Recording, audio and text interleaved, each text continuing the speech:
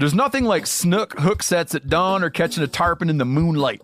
Find your next fishing trip made easy on fishingbooker.com and experience the magic of the Sunshine State or any other destination on your fishing bucket list.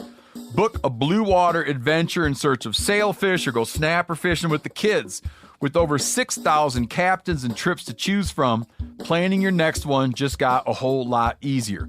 Download the Fishing Booker app on the Google Play or App Store, or visit them online at fishingbooker.com to book your trip today.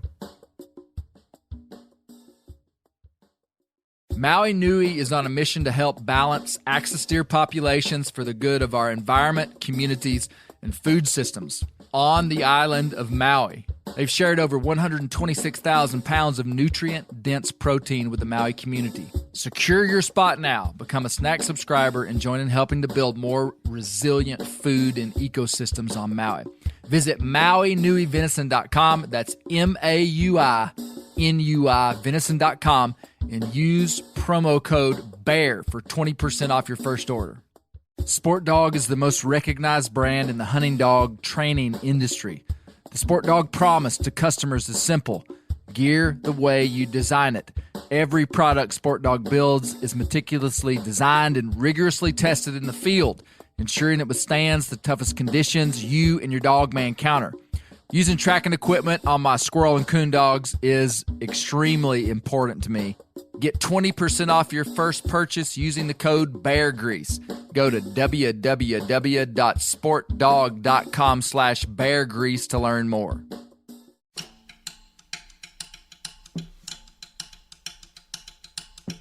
We decided to take a route down that we saw on the way up that looked like it was going to be a lot easier. That was an illusion, as it often is. We've been pounding hard over the last 6 months of this Bear Grease podcast, diving deep into the Mississippi River, David Crockett, and the literary conman Asa Carter. These were some of my favorite series, but I need relief from the browbeaten history and science. I fear we've all become too smart in our proclaimed, quote, pursuit of understanding the world. Remember when William Faulkner said you had to understand a place like Mississippi to understand the world? I just need some regular old excitement.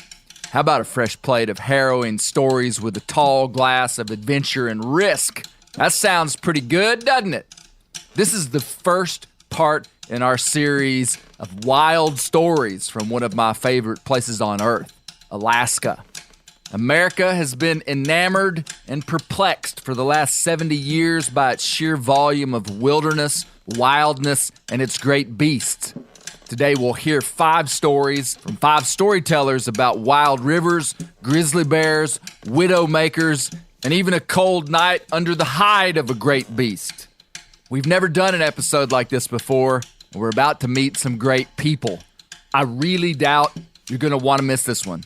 And she looked at me, and then she stood up and stretched her neck out and cocked her head, and then immediately went into a charge.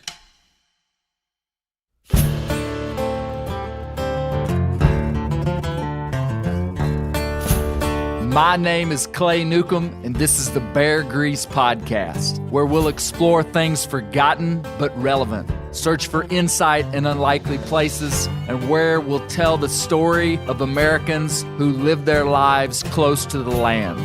Presented by FHF Gear, American-made, purpose-built hunting and fishing gear that's designed to be as rugged as the places we explore.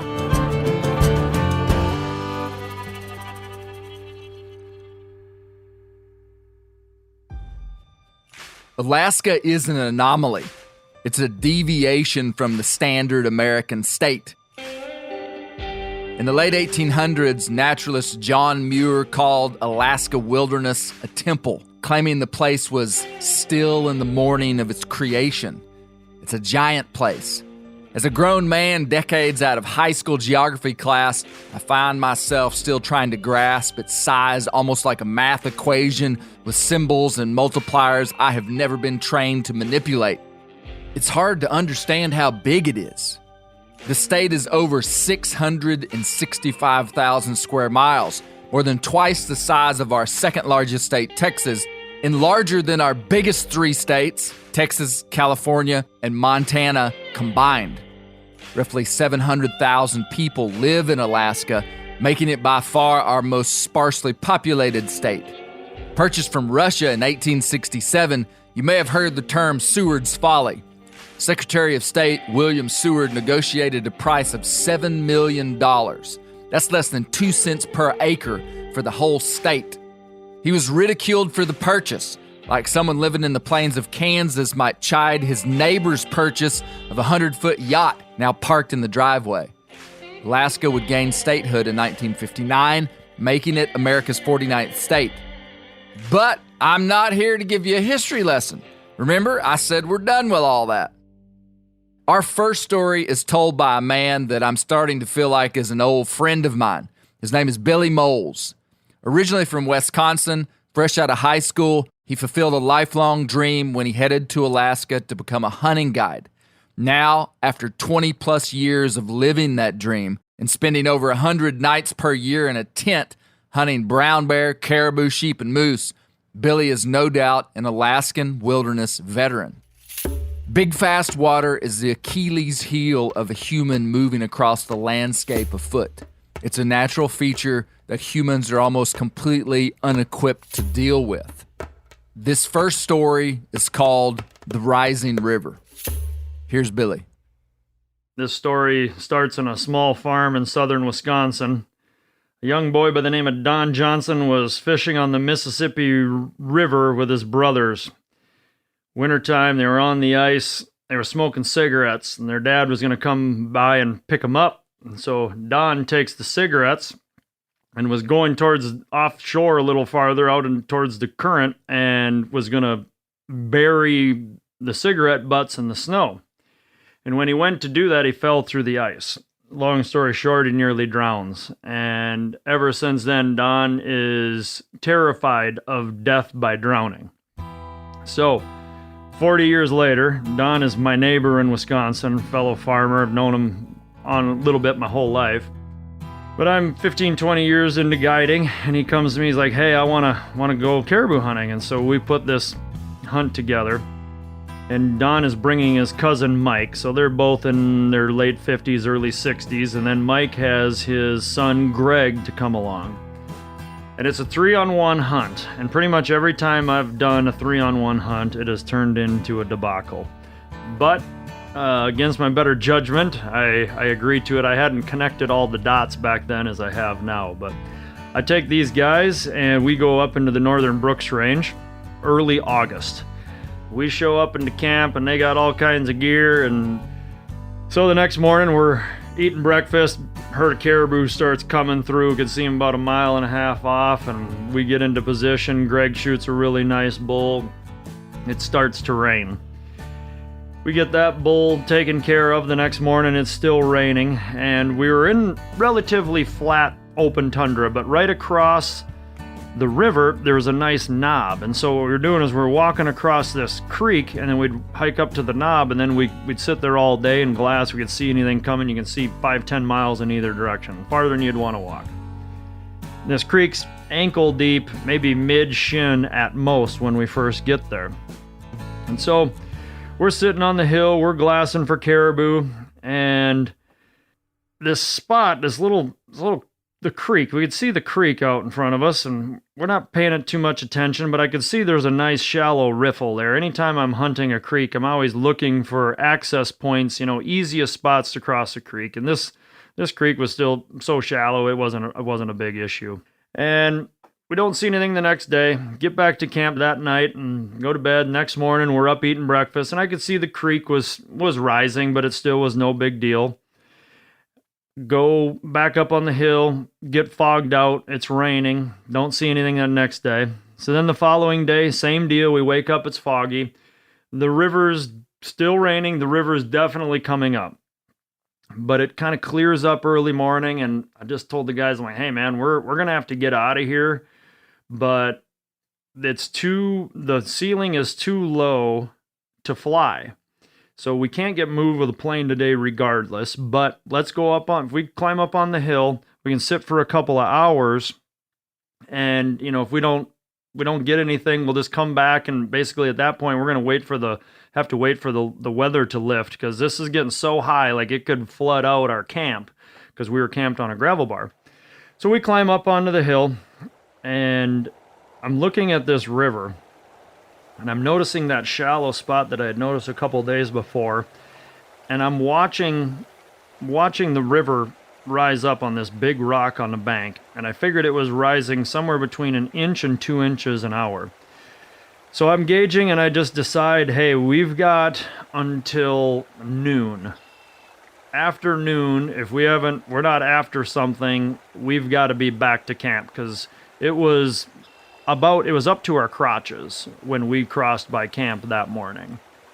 And I knew that we could, on the way back, we would go back in that shallow riffle kind of below our glassing knob, which was about a half mile below our camp. But that was much, much shallower than where we were crossing at camp. But I knew that it was kind of pushing the limits of what I was comfortable with it, but I just figured for Don and Mike particularly, it was going to be pushing their limits to be crossing that river. Well, as it turns out, about 11 o'clock, we spot this herd of caribou. They're about 2 miles off, and I just figured, hey, if we're going to go after any caribou today, let's go after them, give them a run. If they're not there, we'll turn around, we'll come back. So we run after these caribou. Where we're hoping they are, they're gone. Well, there's a ridge right up ahead of us, about a 10-15 minute hike, and we could look over this lip. I said, well, they're probably right in there. And so we get up over this lip, and sure enough, there's the caribou. They're about 1,000 yards off. So we sneak up around, go up on this next little ridge, trying to figure out if there was a way we could ambush them. And we get up there, and there's nowhere to go. There's just no way to really ambush them to get to them without them seeing us. And the whole time in the back of my mind, I'm really nervous of this river crossing, because now it's about 1 p.m. And I didn't want to say anything. I didn't want to make the guys scared. And I just told the guys, hey, that river coming up, we're just going to go right at these caribou. If they run off, that's fine. But we got to take our chances here. And so they understood. So we just take off. We start going right towards the caribou. Well, just as we take off, they get up, because they were bedded, and they start feeding toward us. And I'm like, well, let's just wait. But when looking back, I could just see all these little minute details. We're just pushing the envelope. We had 2 more caribou still to kill, and our hunt basically at this point is more than half over. But the caribou are working towards us, and we sit and we wait. That takes another 20 minutes. Well, finally, Don gets a shot opportunity. Boom, he shoots the caribou. It runs off, intermingles with the herd, so we couldn't get a second shot without risk of hitting another caribou. Beds down. Finally, I just take my rifle, and I just walk around, and boom, and I just finish the thing off. I just didn't have any patience, because I wanted to get the thing killed and get back to camp. We're high-fiving, take some pictures. Don's happy. He's got a real nice caribou. We butcher the thing. I mean, we're working. I'm slicing and dicing, and they're taking the bags, and we get this thing whooped up pretty quick. I said, all right, you guys got everything? Let's go. And Don's like, well, I forgot my binoculars. And I'm like, what do you mean you forgot your binoculars? And he said, well, I think they're up on the hill where we shot from. He's like, we can get them tomorrow. I'm like, no, we ain't coming back tomorrow. I said, you guys see that willow bush? I point to it. It's about 3/4 of a mile away. I said, there's nothing between here and that willow bush. I said, you guys get hiking to that willow bush, and you do not stop until you get to that willow bush. You sit there and you wait for me. And I was pretty direct, and Don recognized that I was pretty direct. He's like, well, I'm hungry. And I said, grab a couple candy bars and eat them as you walk. I said, because we got to get back across that river. Again, I wanted to be firm, but I didn't want to freak him out. So I run up to the top of the hill where we shot from, and there was his binoculars, and I beat him down to the willow bush. And I can see they're tired. He's like, oh, can we take a break? I'm like, you guys can take a break when we get back to camp. Let's keep her moving. And they just kind of looked at me, and they didn't argue. I think at that point, that's when they realized that, and they were cognizant of the river coming up as well. So we hike about another mile, and maybe a mile and a half, and we get to that shallow spot. We actually walk a half mile further downstream of camp, but we got to that shallow spot, and holy smokes, that river was angrier and darker. I mean, the water is just so silty. There's no reading the river at that point. I mean, it's just covered over. It's probably about gosh, I would guess 70 yards across of just water. And now this is up to our belt. And it was darn near to crotch level almost the whole way across, which 3 days earlier, it was basically ankle deep.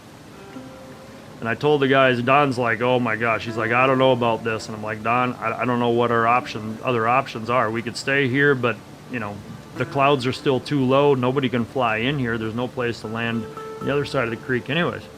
And I said, why don't just let me go across and just watch where I go and go exactly where I walk. And I told him, undo your chest strap, only have your belt strapped. And if you go down, keep your head downstream, and if you keep your head above water, and if you have to, shuck your pack off. And that's one thing I've learned. You get in dangerous situations, you got to keep instructions really, really simple. And so I go across, not a big deal. I mean, it was deep, but Mike makes it across. And then Greg comes, and he comes about 3/4 of the way across, and there was like a little island. It was submerged, but it was about knee-deep water. And so Greg walks to that knee-deep water, and he sits there and he waits. I just told him to wait there, and we have Don come across. We've all got trekking poles. Don makes it across. You can tell he's pretty nervous. He makes it to that island where Greg is. And it's only, at this point, it's like 10 yards to get all the way across. And I just told Don, you got it, and that's the deepest channel in the river. And so I go about 30, 40 yards downstream of Don, just in case. And Don goes across, and he's right in the heart of the channel. And of course, you're in fastest water. That's where the rocks get small, because the small one, or the rocks get big, because the small rocks are swept downstream. And Don stumbles, and then he kind of corrects himself, but in doing so, he puts too much weight on his trekking pole, and he bends his trekking pole into the shape of an L. And looking back, I should have told him to just throw the thing in the river. But I didn't. He corrects himself, and I said, you got it, you got it. Literally 4 more steps, and he's across the river. Well, Don, in his muscle memory, he goes to take a step, and then he goes to take another step, and when he did that, he put his other trekking pole down, or tried to use it, the one that he had just snapped in half, or it was the shape of an L. And so when he did that, and that support wasn't there, he goes down, boom, under the water. I mean, just like that.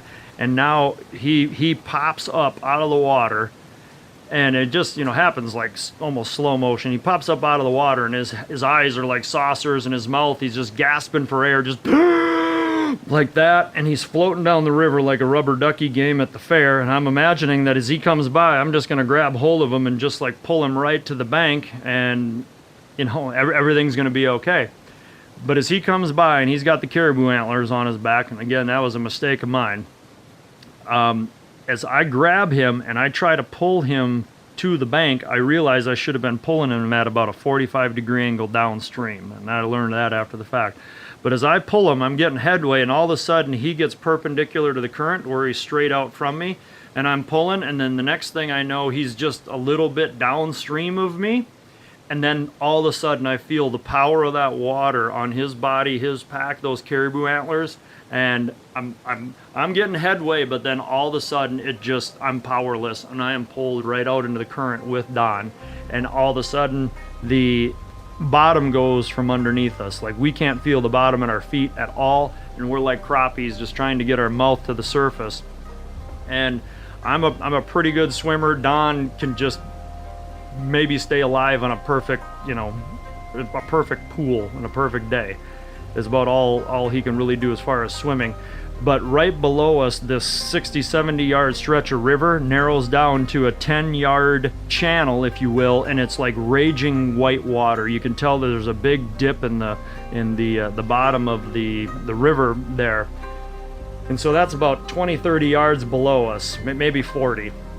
And then it makes a hard 90-degree bend, and I just tell myself, man, if we get to there, we're dead. And I'm yelling at Don, get your pack off, get your pack off. And I'm reaching for him as I got a hold of him, and I'm trying to find his belt of his pack to try to undo it, but I can't find it. And Don's face is just like right in front of mine, and right away his fear just kicks in as a kid who nearly drowned, and his whole life his only fear, he said, was death by drowning. And he just yells at me, is this the end? Is this the end? And I'm like, get your pack off, get your pack off. And I can't find his buckle anywhere. And all of a sudden I just realized, like, Don's in shock. And at that moment, I realized, like, I either let go or hang on. And ahead is what I call it, just a raging torrent, because that's basically what it was. And I'm just like, if we go there, we're dead. If we get that far, Don's dead. And maybe I got a chance. And I just realized it's like, I've got a decision to make. Either I hang on or I let go. And at that moment, I just figured, you know what? I'm as good with God as I'll ever be. My wife knows who I am. My kids know who I am, what I stand for, what I believe. And I just figured, you know what? If today's the day, if Don dies, I die with him. And it's almost like, I don't know, maybe within a second, you know, Don's still screaming, is this the end? And I'm just trying to tread water and swim side stroke with him and my toe and in tow. And right as we hit that lip where that torrent, the angry torrent starts, I'm side stroking, and all of a sudden I feel gravel in my toes. And I start digging my toes into the gravel, and I get a couple of steps, and I take about 2 steps towards the shore as much as I possibly could. And we're kind of coming up out of the water, but we're still being sucked down into that torrent. And John and I kind of both, I guess, lunge, or in my mind, I'm just lunging, trying to heave us both towards shore and just pray that wherever we land, there's not enough current to push us down into that torrent. And when we lunge and we land, we basically went underwater, but it was slack enough that we stayed there. And so we get up, and like Don's coughing water and I'm coughing water. And, Mike is right there because he was already across the river. He's like, are you guys okay? And we're like, yeah. And we get his pack off. We're like, where's your rifle? He lost his rifle in the drink. He's like, I don't care. He goes, I've just never been so happy to be alive, you know? And, I learned a lot on that hunt. Greg, he was able to make it across no problem. Later after that, we made it back to camp. We get Don all dried out, you know. I mean, I made a ton of mistakes. I mean, there's just no doubt about it. I let my pride, my ego, and the pressure, and I kept, I just pushed the envelope, and I knew I was doing it, but I thought I'd get away with it, and it almost cost a man his life. So we get back to camp, and the weather later that evening, it clears up, and Matt was able to fly in, and he was there to pick up meat, but in the end, we just decided that we'd fly Don out that night too, because we were going to have to move the next day anyway. Our camp was more or less flooding out. But Don said that when he was flying out that night, he said he found himself looking back as long as he possibly could, and he look forward when he could no longer see the camp. And he said, for some reason, he goes, I didn't want to look forward. And he said, when I did look forward, he said, I realized that, in Don said, this Don speaking, that my whole life I was looking back. I was looking back, and that fear of drowning, he said, I realized that that fear almost killed me. And he said, I realized that at this point now, I'm never going to let that happen again. I'm always going to look forward and don't look back with fear and regret.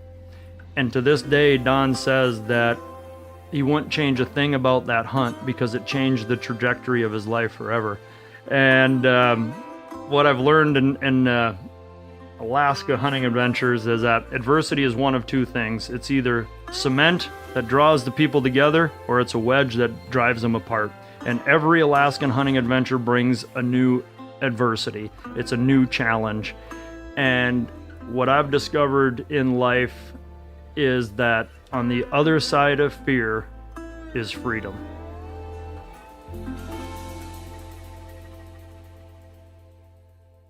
That was a wild story.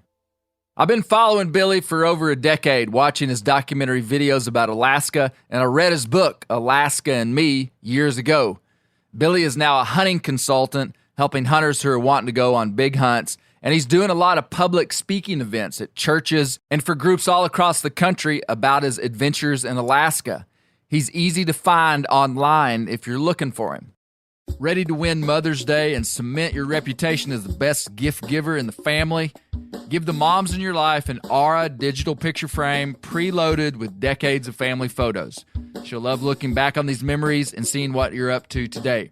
Even better, with unlimited storage and an easy-to-use app, you can keep updating Mom's frame with new photos, so it's the gift that keeps on giving. And this is not a joke. Juju Newcomb has an Aura frame and we share photos, and they're incredible. Also, my mother-in-law has one. We have them. They truly are really good, really high quality.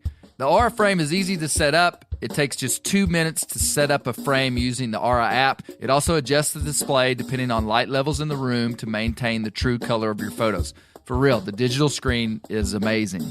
Right now, Aura has a great deal for Mother's Day. Listeners can save on the perfect gift by visiting auraframes.com to get $30 off plus free shipping on their best-selling frame when you use code BEAR, B-E-A-R, BEAR. That's auraframes.com. Use code BEAR at checkout to save. Terms and conditions apply. The old-timers say that the turkeys start gobbling when the leaves are as big as squirrels' ears and the red buds start popping. And we're about there. And we are there in the South. The onX Hunt app is one of my most valuable tools in the spring woods. With tools like coniferous versus deciduous tree distribution layer, you can save time by locating edges or transition areas of mixing habitats from home. Find an area like this with water in close proximity, and more than likely, there will be a gobbling turkey nearby. Knowing the exact boundaries of private ground ensures I stay on the right side of the fence, but can easily find public ground to go see if I can't strike a gobbler. If you do get one to sound off, using compass mode and waypoints will help you pinpoint his exact location, allowing you to move in and make the perfect setup to bring him right into your lap. Download the onX Hunt app today. You'll be glad you did. onX has a special offer for you. Use code BEARGREASE to receive 20% off your membership at onxmaps.com/hunt this spring. Whitetail Institute launched the food plot revolution in 1988 with a concentration on research and real-world testing of forage products specifically for whitetail deer. Whitetail Institute's research and development team of agronomy experts provide effective, personalized service. I've been using Imperial Whitetail Clover for a long time in a food plot back behind my house. In 2007, I killed the biggest buck of my life over an Imperial Whitetail Clover small quarter-acre food plot. Imperial Whitetail Clover is the only clover scientifically developed through years of selective breeding.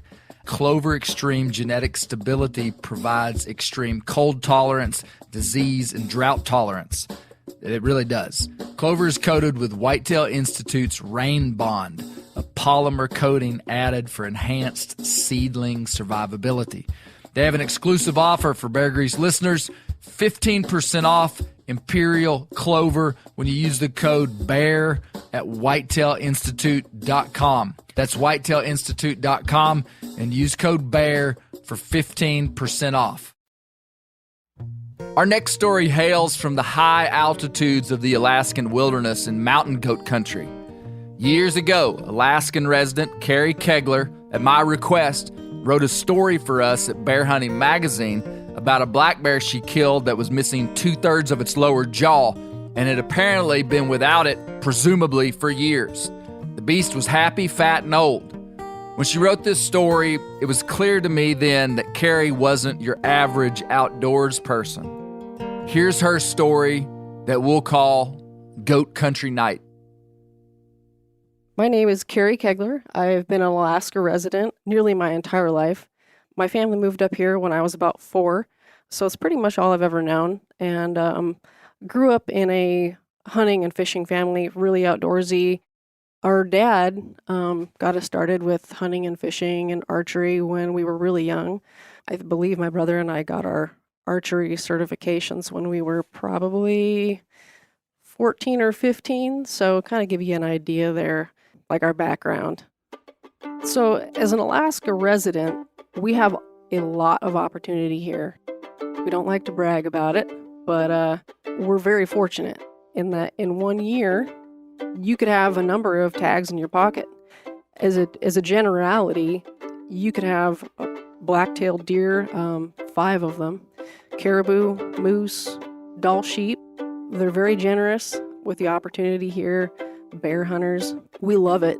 You could take 3 black bears per season, and the season ends on June 30th and then begins on July 1st. So that's 6 bears a year.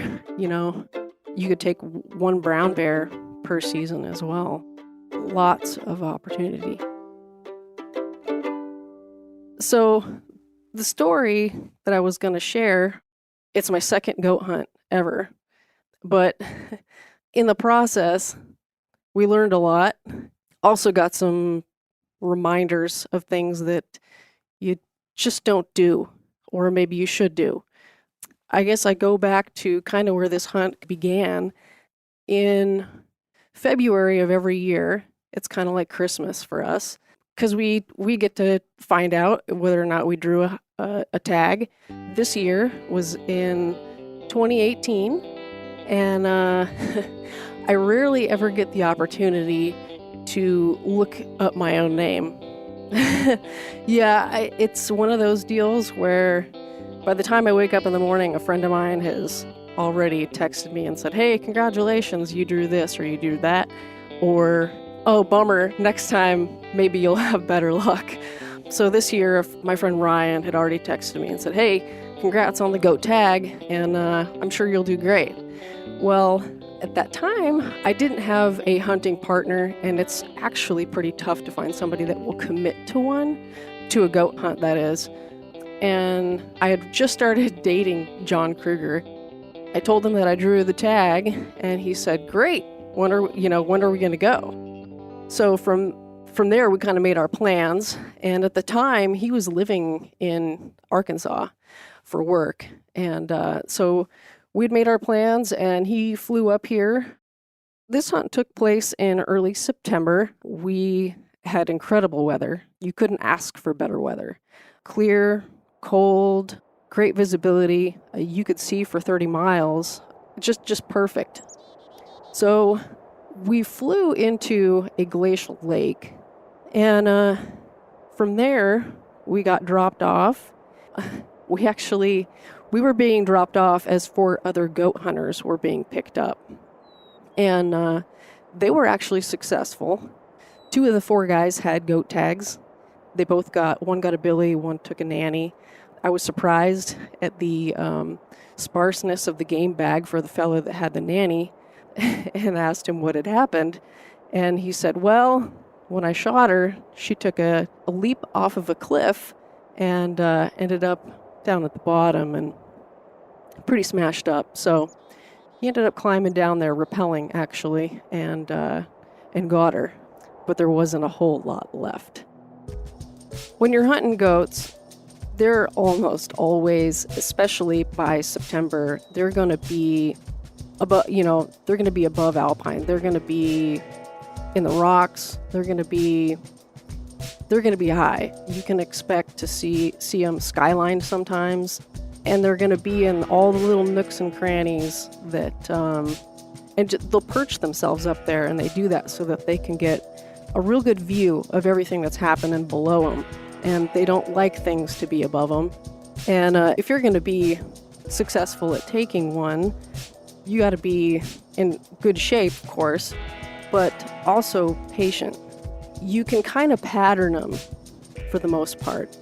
I mean, if you find one that you are certain is a billy, they've got characteristics that set them apart from a nanny.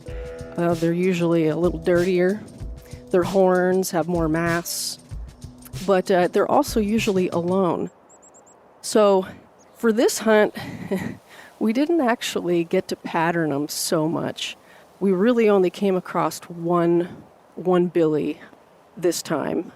And when we got to the hunting location, we made camp, set everything up, took another look at our topo maps, and we're just trying to make a game plan, familiarize ourselves with the area, and took a peek around. So we made camp and went up and over, like I would call it like the foot of this mountain, just to kind of get an idea of what was on the other side. I mean, you can study those topo maps all you want, but you really get a feel for what it is that's there when you actually get your eyes on it. So we went up and over, just exploring, because in the state of Alaska, you can't hunt and fly the same day.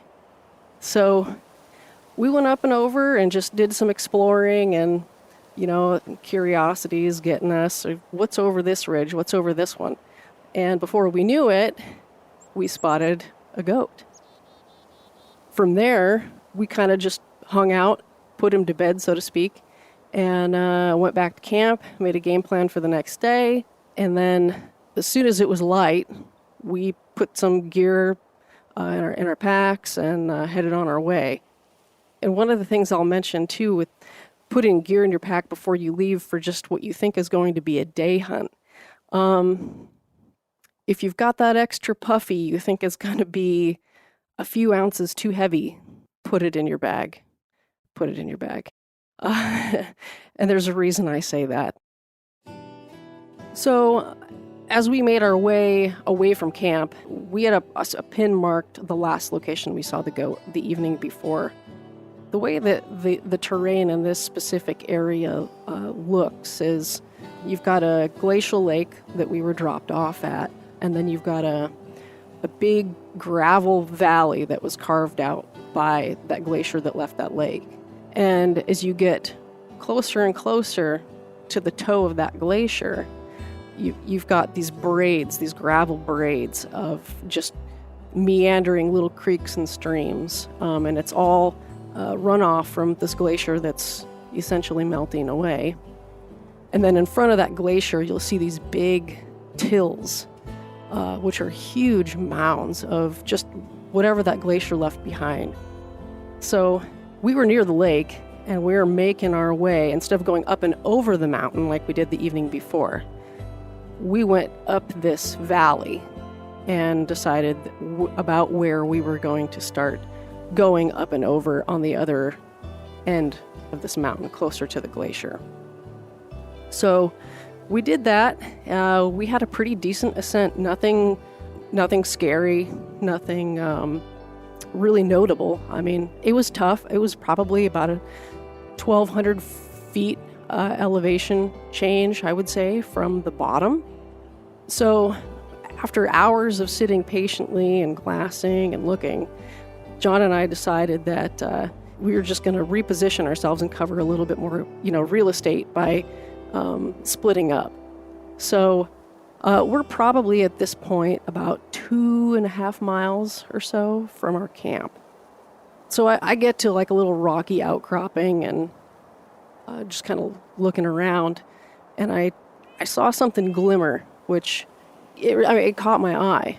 It almost seemed glassy, like it didn't belong, I took my binos out, and sure enough, it was that billy goat. And what I had seen was the sun caught his horn in a way that it shined, like you could actually see the shine on it. That's what gave him up.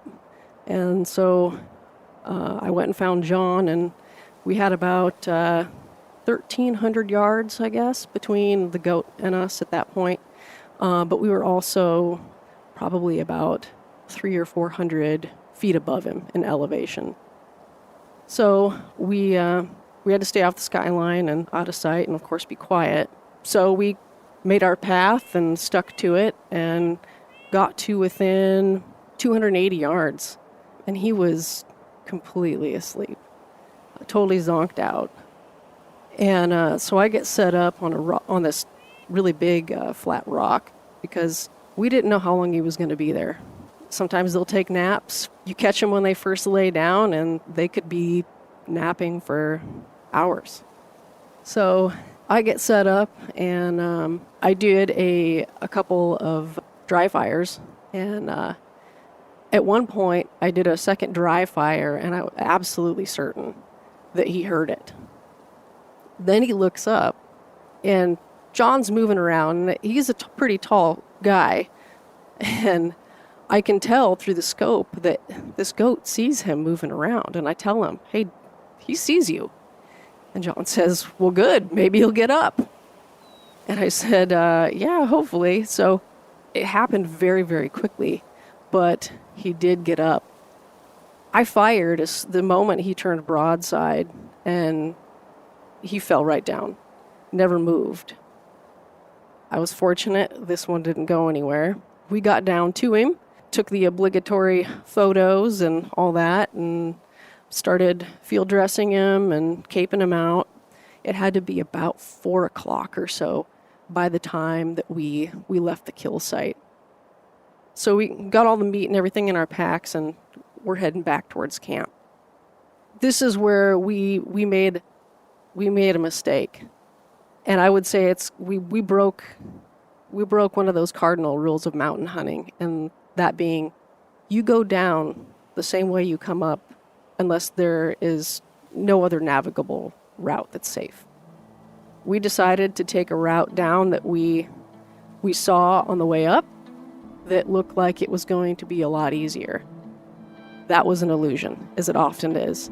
You can look at a mountain from one end to the next, and it looks smooth and, unassuming, but there's cracks and crevices in there that you don't see unless you're right there. We took an alternative route down, thinking it was going to save time, and it did the opposite. We ended up in a couple of dead ends. We ended up on top of a huge glacial till, couldn't go anywhere. There was a river that was probably hip high and going very fast underneath a big sheet of ice. We had to go back up and around. By the time that we lost the light, we'd come to a cliff face that was about 100 feet above where we needed to be. And although we had headlamps, they just didn't cast enough light in that kind of terrain for us to safely navigate it. And we were, like I said, we were out of light. So the best option was for us to just stay put until we could see. And that's what we did.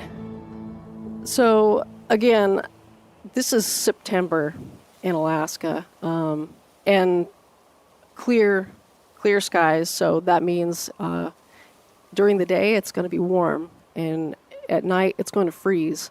It's actually going to frost more often than not when it's that clear. It was probably at night, it was getting down to, I would say, below freezing. It was cold. And when we got to that patch of alders where we decided that we were going to hang out for the night, try to sleep before it got light, we emptied our packs of our game bags full of meat, took the goat cape out, and we layered up with all the layers that we brought. And of course, we both had a couple of coats, puffy coats, in our tent that we wish we'd stuffed in those backpacks. Because it was a monumental regret, but it was what it was. So we had to make the best of it, and there was no sense in complaining about it. And we emptied our backpacks. We climbed into our backpacks, kind of like a little gunny sack, and we covered up our cores with that billy goat cape and on top of those backpacks, and just tried to huddle and stay as warm as we could for the duration of darkness. And I remember looking up at the sky thinking, man, this is going to be awful. And it was. It was the coldest I think I've ever been. It was severely cold. I think maybe the two of us maybe got an hour of sleep if you wanted to add it all up.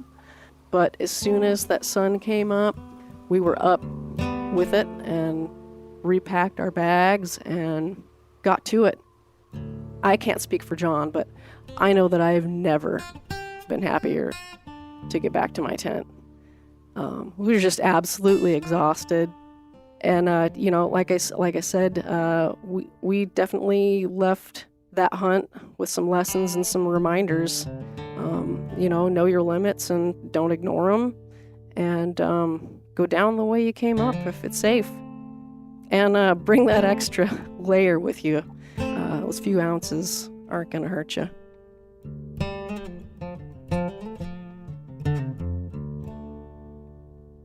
Sleeping under a goat hide on the side of a mountain is rough, and it's certainly a pretty Alaskan thing to do. That was a good story. Well, the next story I'm going to tell you. The best I can recall, I've never told this tale publicly, though it seared me with a humbling respect for Alaskan backcountry that has never left. It happened in 2015 on my first ever trip to Alaska. I call this one the Widowmaker. I want to tell you a story about Alaska. A little backstory would be that in 2013, I acquired Bear Hunting Magazine. I had not worked in the outdoor industry full-time before. I had done some freelance writing and published a regional hunting magazine. But 2013 was major breakthrough for me and my family. And with that magazine and that opportunity, I had already bear hunted quite a bit, but a long time dream of mine was to go brown bear hunting in Alaska, which, as you might know, for most people, that's probably out of reach, because if you're not an Alaskan resident, which if you are an Alaskan resident, you can hunt just on your general tag. If you're not an Alaskan resident, you have to use an outfitter, which can be very expensive. But as things went, I remember telling my wife, I said, one day I'm going to walk in this house and I'm going to tell you that I have secured an Alaskan brown bear hunt, and that is going to be an incredible day.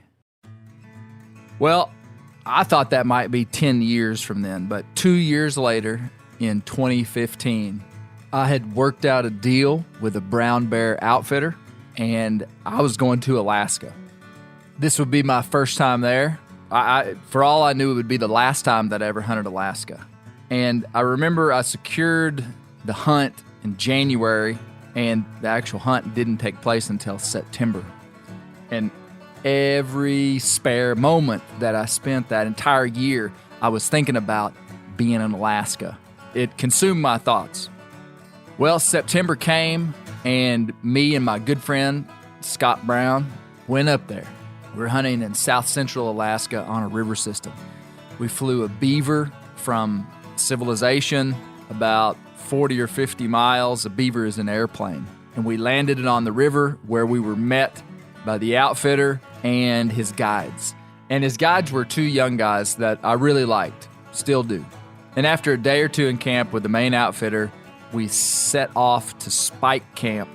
So me, Scott, and two guides went and set up a remote camp up this river. And the way that you hunt these brown bears is that there's smaller streams that feed into this big braided river, and the salmon swim up from the ocean, and they go back into the mouths of these creeks that come in from the mountains. That's where they had been born, and they'd come back to spawn. There was bear sign everywhere, but I quickly realized how difficult it was to actually see a bear. This was going to be a 10-day hunt, and by the fourth or fifth day, we had yet to see a brown bear. So what we would do would be mornings and evenings, we would go sit on a high bank with some cover on the mouth of this creek within shooting distance of where we were seeing a lot of bear sign. I remember the first bear that I saw on the trip, which would actually be the only bears that we saw on the trip. I'm sitting on the cut bank side of a bend in this big creek. You can see salmon swimming all down in front of you. It's about 10 yards across to this gravel bar, and I'm sitting there with my traditional bow. This young guide, who I've said I like so much, is sitting right beside me. He's got his Marlin 45-70 backing me up with the trad bow, and this brown bear sow steps out on the gravel bar like 35 yards away and makes her way basically straight towards us and is inside of 15 yards. And now remember, first of all, we can't shoot this bear because it's a sow with cubs. Secondly, it's a sow with cubs, so it's a dangerous animal. We're within 15 yards of this bear on the ground. It does not know that we're there. And I have confidence in our situation because my buddy has his 45-70 right over my shoulder. And all of a sudden, I start hearing a little movement right behind me, and my guide is filming with his phone over my shoulder. And when he does, he knocks his 45-70, which is leaned up against a tree, knocks it over. The gun falls on my shoulder, rolls down my arm, and just plops onto the ground right in front of me, which, number one, is dangerous. Number two, the sow and both cubs just go whoop, lift their heads and just stare us down at less than 20 yards now. And he's got his iPhone up filming. And I'm thinking, holy cow, man, that is not a good time to make a mistake like this. And they pretty much ignored us and just continued milling around and fishing for several minutes before they were out of sight. When they left, I'll be honest with you, I scolded that dude. I was probably 33 years old, and my guide was maybe 21. And again, I like this kid, but I was like, hey man, you got to bring your A game around here. And we had a little laugh about it after I, for real, scolded him. That was probably on day 5 of a 10-day hunt. Well, that was the only bear we'd seen in 5 days between 2 hunters. And I started asking the guys, we were hunting one creek. We positioned our spike camp basically to hunt one creek, and that's where the salmon congregated, so that's where the bears congregated. And I said, man, is there another creek? I said, me and Scott need to split up. There's no sense in both of us hunting this same creek. We need to split up. And they said, well, there's a creek about 8 miles up the river. And I said, well, why don't we go up there? I said, let's take 3 days worth of supplies and let's, me and my guy, go up there and camp on that creek. And we'll leave Scott here. So we decided that's what we were going to do. I want to describe now these braided Alaskan rivers. If you've never been on one or seen one from the air or been on one in the water, they are very hard to understand. This valley that we were in had big mountains almost in every direction, big snow-capped, 9,000 foot plus mountains. And these snow caps had been melting and feeding this river. And the river is a light grayish color from glacial till. There's big glaciers up in the heads of these valleys. And this river, the further you go up it, you're going towards the head of the valley, the swifter the water gets and the narrower it gets. And this river in places was over a half mile wide, but in that half mile, there might be 25 to 50 separate braids that were separated by gravel bars and willow flats. And the best way that I can describe an Alaskan river like that is they are angry. I mean, it looks like a war zone in those braided rivers with all the stumps and snags and this gray water that you can't see more than 6 inches. If you're standing in it and you're in water up to your shins, you can't see your feet. And because the water is colored the way that it is, you can't tell how deep some of these channels are. So we had a 16-foot aluminum John boat with a jet motor on it. This was a really strong vessel designed for going up these rivers. And me and my guide set out with a couple of days' supplies going 8 miles up the river. But the braids change. That he didn't know the way. There was no main channel to go on. So it was really hard to tell, do you go up that braid? There might be a big braid that looks like the way you need to go, but when you get up there, it very quickly turns 4 inches deep. And so you'll be powering through and just gravel out, and then we'd have to jump out of the boat, push it, and then go back downstream, back to the Y, and then take the other braid, and we'd go up the braid, and we're just working our way. And we got about 2 miles from camp, and it had taken us a while, and we're not sure if we can make it 8 miles, but I am dead set on getting up there. And I'll tell you why.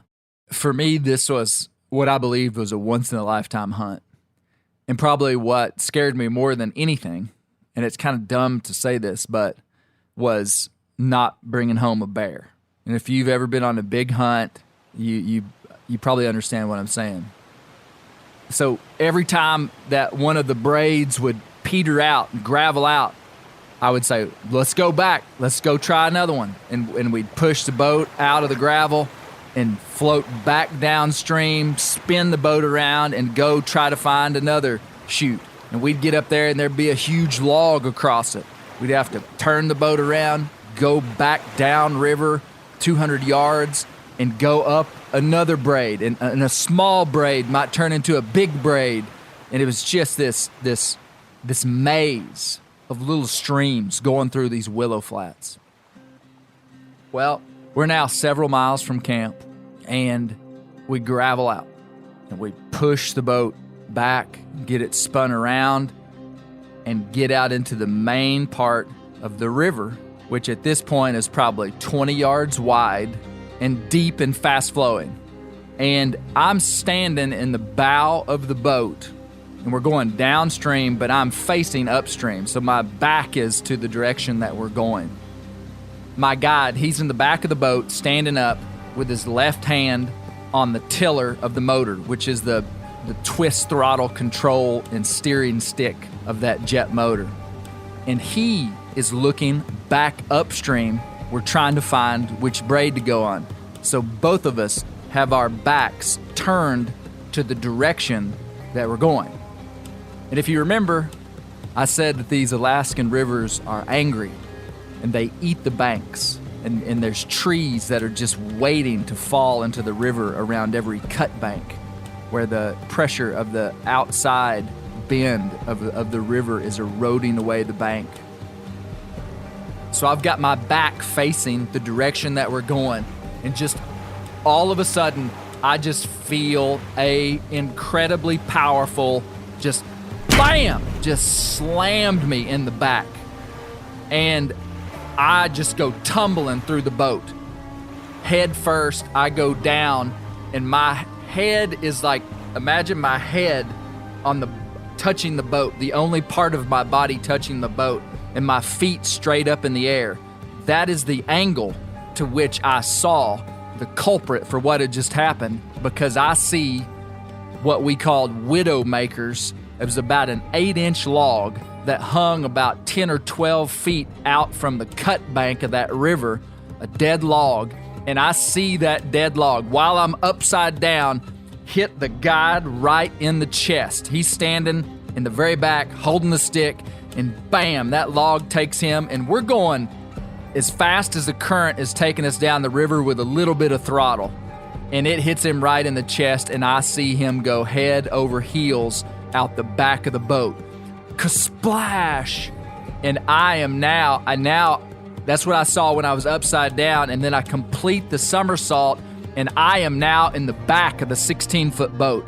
I scramble to my feet, and I see the guide in the water. He's wearing breathable waders, like breathable fishing waders.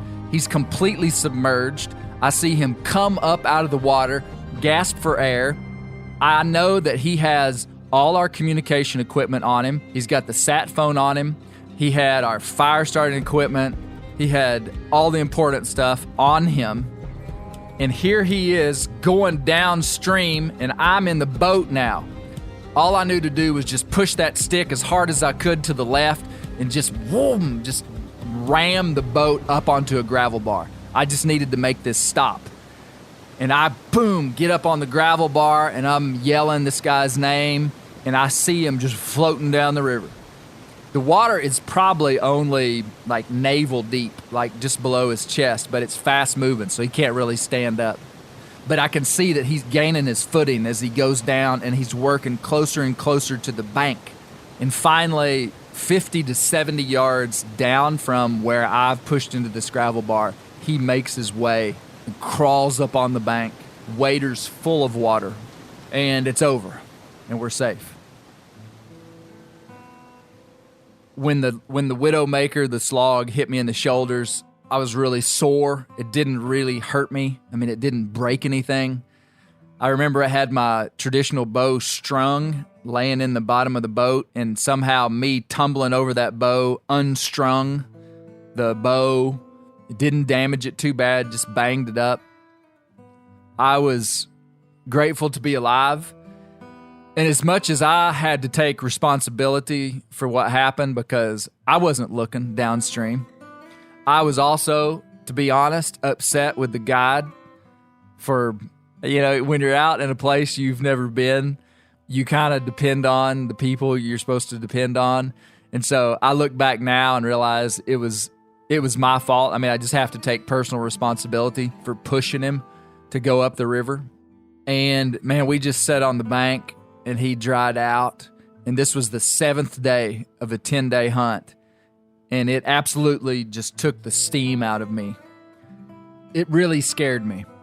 I was Alaska is such a wild place. It's so remote. And if you've never been there, it's hard to understand what the place feels like. It's romantic when you see it on TV, when you read about it. When you're there, in some ways it's a lot less romantic and it's just more real. And you realize how small mistakes will kill you. Those Alaskan rivers are waiting to kill you. That's just the truth. We didn't make it to the second creek. We went back downstream and went back to our camp, and we remained there for the final 3 days of the hunt. And I did not kill a brown bear. But that's the story that I call the Widowmaker. I still get a little shook up when I recall the shock, surprise, confusion, and sheer force of that log clotheslining me off the bow of that boat. The aloneness and vulnerability you feel when something unpredictable happens in the wilderness is unnerving. We were lucky. No harm, no foul, though. But the scare truly humbled me and haunts me to this day. Ready to win Mother's Day and cement your reputation as the best gift giver in the family? Give the moms in your life an Aura digital picture frame preloaded with decades of family photos. She'll love looking back on these memories and seeing what you're up to today. Even better, with unlimited storage and an easy-to-use app, you can keep updating mom's frame with new photos, so it's the gift that keeps on giving. And this is not a joke. Juju Newcomb has an Aura frame, and we share photos, and they're incredible. Also, my mother-in-law has one. We have them. They truly are really good, really high quality.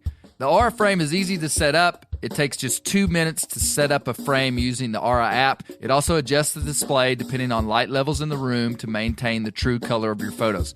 For real, the digital screen is amazing. Right now, Aura has a great deal for Mother's Day. Listeners can save on the perfect gift by visiting auraframes.com to get $30 off plus free shipping on their best-selling frame when you use code BEAR, B-E-A-R, BEAR. That's auraframes.com. Use code BEAR at checkout to save. Terms and conditions apply. The old-timers say that the turkeys start gobbling when the leaves are as big as squirrels' ears and the red buds start popping. And we're about there. And we are there in the South. The onX Hunt app is one of my most valuable tools in the spring woods. With tools like coniferous versus deciduous tree distribution layer, you can save time by locating edges or transition areas of mixing habitats from home. Find an area like this with water in close proximity, and more than likely, there will be a gobbling turkey nearby. Knowing the exact boundaries of private ground ensures I stay on the right side of the fence, but can easily find public ground to go see if I can't strike a gobbler.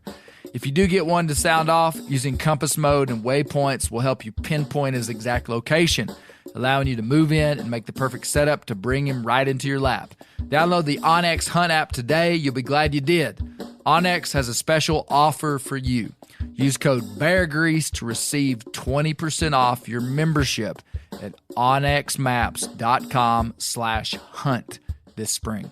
Whitetail Institute launched the food plot revolution in 1988 with a concentration on research and real-world testing of forage products specifically for whitetail deer. Whitetail Institute's research and development team of agronomy experts provide effective, personalized service. I've been using Imperial whitetail clover for a long time in a food plot back behind my house. In 2007, I killed the biggest buck of my life over an Imperial whitetail clover small quarter-acre food plot. Imperial whitetail clover is the only clover scientifically developed through years of selective breeding. Clover Extreme genetic stability provides extreme cold tolerance, disease, and drought tolerance. It really does. Clover is coated with Whitetail Institute's Rain Bond, a polymer coating added for enhanced seedling survivability. They have an exclusive offer for Bear Grease listeners, 15% off imperial clover when you use the code BEAR at whitetailinstitute.com. That's whitetailinstitute.com and use code BEAR for 15% off. The next story is told by Alaskan resident Chad Ferguson, a man who I've just met. You're just going to have to hear this one. I'm restraining myself by allotting minimal foreshadowing. Well, no foreshadowing. This story I call Gunslinger. My name is Chad Ferguson. I am originally from Ohio, but I tell everyone that I've lived as many places as 10 people. If you read any Hemingway, you'll probably encounter a quote from him that says, when you like to hunt and you like to shoot, you have to move often and always farther out. And that's been about the truth for me. So she and I were just talking about this the other day. This is our 4th autumn up here, actually. I have not been in Alaska very long. I thought I'd be here the day after I graduated from high school and just kind of got waylaid with this and that. But finally made a decision to come up here, and I'll never live anywhere else. And well, I have lived in a number of places. I've lived in Wyoming. I've lived in Oregon. Lived in Pennsylvania, of course, where they've got black bears. Lived up here for a few years. And so I've seen a few bears in the wild. Not a lot of bears in the wild, but I've seen a few bears in the wild. And you can chalk this up to coming from the Midwest after too long down there, or you can chalk it up to reading too many outdoor life articles, or I don't know what. But I certainly had a lot of bear fear. Like when I'm in the backcountry hunting here for caribou or moose or whatever, even ptarmigan, like I've always got bear spray with me or a 44 on me. So very bear aware, like lifelong camper. So you try to be smart. You don't fry bacon and then crawl in your tent, and you say, hey bear, when you're walking through places where they might be and where they might not be able to hear you coming, and just try to be smart. And so I would definitely characterize myself as somebody who is bear aware, bear smart, and bear afraid. Yeah. In fact, I'll tell you something that I wrote in another essay, and it's an anecdote about a guy that I met up here. And he and his cousin, they grew up here. Well, anyhow, he and I were in the truck riding somewhere when we were king salmon fishing. And he said to me, I'll tell you when I quit being afraid of bears. And of course, I'm all ears. He was bear hunting, actually bear baiting, and he had this big grizzly come in to the bait. And he said that grizzly bear didn't make a sound. I mean, didn't even break one little twig. And it occurred to me that if they can be that quiet anytime they want to, they could take you anytime they want to, and they don't, or they don't very often. And that's when I quit being afraid of bears. And boy, that made a lot of sense to me. That made a lot of sense to me, right? Because you can worry yourself to pieces. It was a beautiful fall day. Quintessential autumn weather. I was moose hunting. It was early September. Blue skies, some light clouds now and then, and the colors were really starting to come on. I mean, everything was pretty. In fact, to this day, the desktop on my laptop, the background is a picture that I took from this trip, and it's just so pretty. It looks like it was painted by an impressionist painter. I was out for a week moose hunting. I had not been to this area before. It's a special walk-in area, and I'm here to tell you that there's not enough of those here in Alaska. There's more ground than you could ever cover in 10 lifetimes, but you're going to need a plane, a boat, and some buddies that have planes and boats to go do it. But there are some walk-in sites. This one has a trail, and you can take a bike on the trail, a non-motorized, non-electric bike with a little trailer, which was my plan. In fact, that's exactly what I'm going to be doing here in a couple weeks, going back to the same area. And I was out for a week, solo moose hunting. I had not been here before. I had seen some moose, some guys that were sub-legal, as they say, less than 50 inches. And then I saw one that was probably 3 miles from me for sure, maybe a little bit more than that. And I was already 8 miles in from the truck. So when you're solo, hauling out, what could it be? I mean, it could be 900 pounds after he's, gutted and skinned, you got to think about that, right? I mean, there's plenty of people that'll say don't shoot a moose farther than a mile from the truck or the landing strip. And that just wasn't an option for me on this hunt. And in fact, a moose that I had watched for a couple of days on this trip, either him or one that was like him, between where I was and that moose, a couple of other guys went in after me, and I told them I'd been watching this moose, and a couple of days later they were coming out with a real nice one. So I fancy that it was the one that I'd been watching and just didn't have the, gumption to go after. And that's something else I've had to learn about being up here is you don't want to be foolish, right? And you always have to have a plan for recovering the game. But I'm pretty confident that people will figure it out, So if he's a little deeper than you wanted to be and it's going to be a little more effort, well, you just got to dig a little deeper. It was late afternoon, and I am 8 miles into a walk-in unit.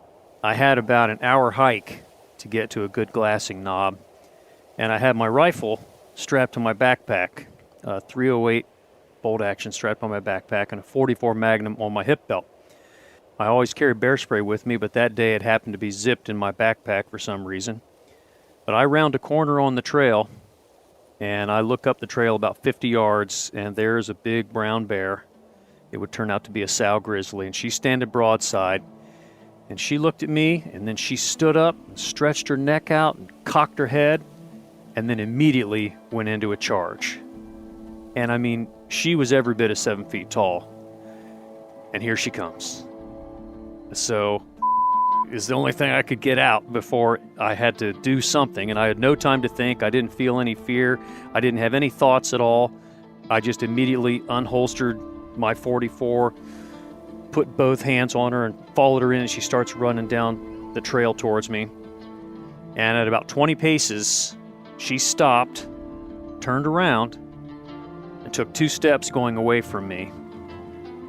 And then she looked back over her shoulder, and I was still standing there. She immediately flipped back around and charged again. And when she hit 12 paces, and those were measured off after the fact, I shot 3 times as fast as I could with my revolver, just right into the middle of the bear, and hoped for the best. She winced at the shots, and I didn't know how many times I'd hit her, but it was almost like she'd been stung in the chest by hornets. She kind of pulled her paws up to her a little bit and recoiled a little bit. And she turned at those shots and ran 30 yards back up the trail. And then she bailed off to the right into the scrub. The colors were just starting to get pretty, so the dwarf birch was starting to turn red and the willows were starting to turn yellow. And the brush in that area is about 4 or 5 feet high. She just disappeared into that off the trail. So I immediately, holster my revolver, drop my pack, get my rifle undone, chamber around, dial it down to 2x, and I just start creeping up the trail, which might seem like kind of a crazy thing to do. Maybe it was the wrong thing to do, but if I was going to do any more hunting, I had to go forward, not just that night, but, in the next few days, and I needed a dead bear, not a wounded bear. So again, I didn't even really think about it. It wasn't like I made a decision. I just got my rifle off, got the magnification dialed down, started walking up the trail, and I'm just like, on the scope, off the scope, on the scope, off the scope, like looking for any patch of brown fur that I can see. And as soon as I see a patch of brown fur, I shoot right into it. I don't even know what part of the bear it is, and chamber another round. And I'm watching for movement, trying to pick her up again. And then finally, just stretching my neck out and standing up real tall, I can see that she's laying there, and she's still, and that it's over.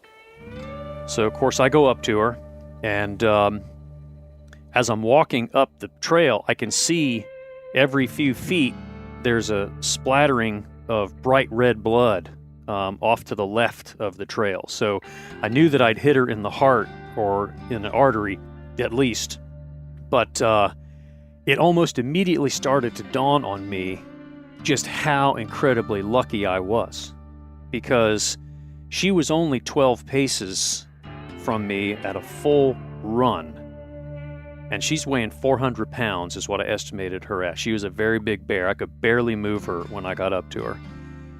At the shots, she decided to turn around and run back up the trail. and she ran 30 yards, which was a lot farther than she was close to me when I shot her. So she could have just as easily, flip of a coin, decided to keep on going forward, and while she was dead and didn't even know it, she could have knocked me down, broke me up, bit me up, maybe, severely mauled or maybe even killed me, and then died herself, So it just occurred to me almost immediately how incredibly lucky I was on this. And the other part was that I'd hit her at all. I mean, I'm not Roy Rogers with a 6-shooter, I don't practice, I don't compete. I mean, I sight them in, sure, but, hitting a running target, that's not something you practice very often.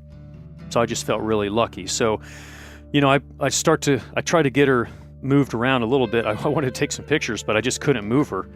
And it was also pretty late in the day for as far back as I was. And I knew that since I had a tag, that area you don't have to have a locking tag. So if you have a hunting license and the bears are in season, and they were, I could tag the bear legally. And I was happy to do that because I was definitely going to be keeping this one. It would be easy for me to say that I'm a brave man, but that just wouldn't be the case. I'm not a quarterback who's had to face down linemen coming across for that crushing sack. I'm not a veteran who's ever had to operate under fire. I've never rushed into a house that's on fire, anything like that at all. And I'm just happy I didn't run. But next time I might run, I hope not. But there was no time for a reaction. I saw her. I uttered that expletive. I immediately took my .44 out, and there was just no thinking about it at all. And after everything happened that I told you, and from the time I saw her to the time that I was taking my pack off, it was less than 10 seconds. There she was, here she comes, bang, bang, bang, and now she's running off. So you hear people say that I didn't have time to think or I didn't have time to be afraid, and that was absolutely the truth. So I get my pack off, I shoot the rifle, I finally see that it's done, I walk up to her to see that she was not breathing. I probably should have put a safety round into her, to tell you the truth. That'd been something else that would have been smart to do, but I didn't. The African guys will tell you it's the dead ones that kill you. And I did feel very calm. I called my partner and I told her what happened. I had 1 bar reception. And after that, I texted a couple hunting buddies. And I'm like, you would not believe just what happened. And 10 minutes later, I was shaking so bad I wouldn't have been able to hold a glass of bourbon. Chad is undoubtedly better trained with a pistol than he gives himself credit for. However, if he had it to do over again, the outcome could have been different. Encountering an aggressive grizzly at close range is a life-altering interaction that I'm certain imprints someone at the psychological level. And now, I'm totally speculating here, but probably even at the DNA level. Somehow our offspring know what almost killed us, and we make subtle amendments to adjust, trying to avoid the same fate. That was a good story, Chad. I'm glad you were prepared for the worst. Well, we'll end with a short story from Dr. Randall Williams, the resident historian of Meat Eater Incorporated. Randall spent 8 years as a fishing guide in Alaska, and he's got a story. My name is Randall Williams. When I was 22 years old, I took an offer through a friend of a friend to go up and work at a fly-out fishing lodge in Alaska. I kept going back each summer and guided my last trip in the summer I got married of 2015. For all those years, I split my time and my worldly belongings between Montana and Alaska. Every year at the end of the season, I'd roll up all my stuff, underwear, t-shirts, and a couple pairs of jeans and a hoodie in a big blue plastic bag. These bags we used to pack fish for clients, and I'd tuck it all away in my cabin so that it was waiting for me the next summer. I had a pair of extra tufts that lived up at the lodge, and I had a big box of books. That way, I only had to fly with my fishing gear and my personal items. I had my Alaska stuff, and I had my Montana stuff. Now, late May through mid-July was king season. These were extremely long days with all that daylight. You wanted to be at your spot well before legal fishing hours at 6 a.m., and you're often going out after dinner until fishing closed at 11 p.m. In July, we started getting sockeyes, and then silvers and chums through August. And by late August into early September, we were targeting rainbows. It was an education to say the least, and I saw my share of wild, weird stuff. Bears, boat crashes, cabins getting swept downriver. We even had the troopers come out and conduct a manhunt in the drainages around the lodge one spring. And another summer, we found a bunch of coffins and human skeletons from the old mining days as they washed out of an eroding cut bank. This was only in Alaska kind of stuff. But the biggest shock I think I ever faced up there happened on May 20th, 2014. And that was the day I flew out to the bush for the summer and realized the only pair of underpants I had were the ones I was wearing. Now, remember the clothes system I mentioned earlier? Well, that was a system that worked great until it didn't. I'm sure a lot of people that have worked intense seasonal jobs are familiar with this feeling. You get to the end of the season and you tell yourself, I am never coming back here. Long hours, hard work, nightmare clients. And in my case, at the end of the summer 2013, I'd gotten engaged a few months before I came out. I thought I was done. So at the end of that summer, I threw all my clothes in the burn barrel and torched it. And I forgot all about doing this until May of the following year. For a while, my lack of underwear was a crisis. You can imagine it's just about impossible to hit a strategically timed wash cycle in the middle of king season. And then the whole situation became a source of entertainment for everyone in camp. We kept a running tally. When I was asked to record this story, I reached out to my old boss to see if he could remember the details. His reply, I know it went on for over a month. I was just talking about that to some of the guides this summer. Another fellow I worked with replied, I know you broke 2 weeks for sure. Maybe a month? Then another guy responded with a photo of the underwear in question, which we nailed up above the front door to the guide shack after the situation was resolved. Someone was finally able to fly out with a 5-pack of Hanes and a special pair of Superman undies to celebrate.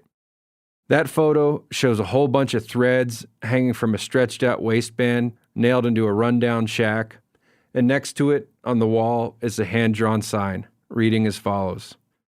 Certified, 33 days of continuous use. Randall Williams, June 23rd, 2014. Only in Alaska.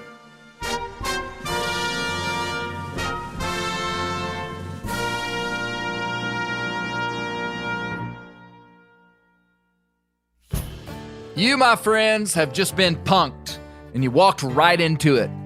It was almost as foolish as me standing on the bow of that boat looking upstream while we were heading downstream. Regardless of if you have clean underwear, Alaska is a wild place. From raging, angry rivers to cold nights under a mountain goat hide to charging grizzlies, Alaska's stories are forever intriguing, and we're just getting started. I can't thank you enough for listening to Bear Grease.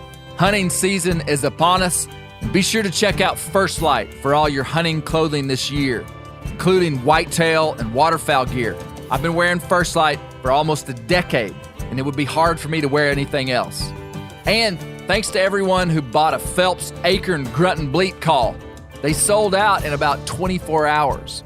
We're trying to get some more made as quick as we can, so stand by.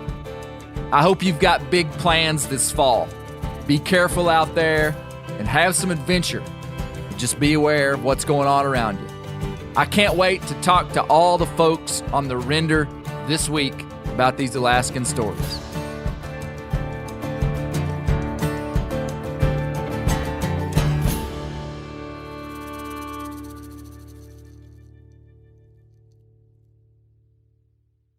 Sport Dog is the most recognized brand in the hunting dog training industry. The Sport Dog promise to customers is simple. Gear the way you design it. Every product Sport Dog builds is meticulously designed and rigorously tested in the field, ensuring it withstands the toughest conditions you and your dog may encounter. Using tracking equipment on my squirrel and coon dogs is extremely important to me. Get 20% off your first purchase using the code BEARGREASE. Go to www.sportdog.com/beargrease to learn more. I'm sure a lot of you guys remember the old ceremonial hunting tradition of eating the heart out of the first animal you kill. Meat from those organs are among the most nutrient-rich foods on the planet. You can get those same benefits your ancestors craved via convenient daily capsules from Heart and Soil. Find out more at heartandsoil.co. And remember, use code MeatEater for 10% off your purchase.